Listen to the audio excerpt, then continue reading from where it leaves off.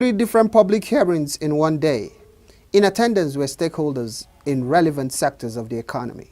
But Senate President said the public hearings are to ensure that infrastructural development in the country is given priority through adequate planning and implementation. He expressed concern about the dilapidated nature of federal roads, which in his opinion has hampered the effectiveness of economic arteries across the country.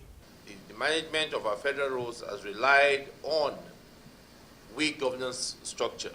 It's an aberration that we have continued to rely on the ministry, whose main responsibility ought to be policy design, formulation, monitoring, and evaluation. It is this anomaly that the Federal Roads Authority Bill is designed to address.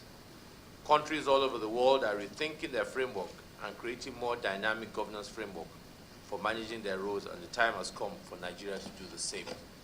Responsible for the construction, rehabilitation, and maintenance of federal road shall, by virtue of this act, be vested in the Federal Road Authority, provided that nothing in this act shall be construed to preclude the powers of the ministry responsible for road for engaging in the construction of roads. Then on the issue of transfer of employment for employees, they said upon the commencement of this act, such number of persons employed by the agency as may be required by the authority shall be deemed to be staff of the authority.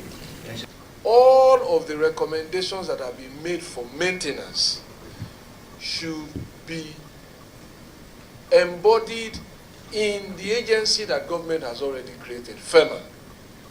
Repeal the existing FEMA law, reenact it, and put all of the new things we want to create inside it, instead of creating a new agency. At the public hearing of the Committee on Banking, Insurance and Other Financial Institutions, there was a consensus on the need to repeal the Bank of Industry Act and the National Economic Reconstruction Fund Act. This is with a view to establishing the National Development Bank of Nigeria. This public hearing is another avenue to seek intellectual and professional inputs from experts like you in the financial sector to create the framing of the bill. We'll be very glad to get your honest opinion on such issues of the values to be derived from the emerging proposal under this bill, especially as they affect SME financing, restitution, and other advantages or otherwise for the one-stop shop. And the hardship being the aftermath is obviously having its scorching toll on us all.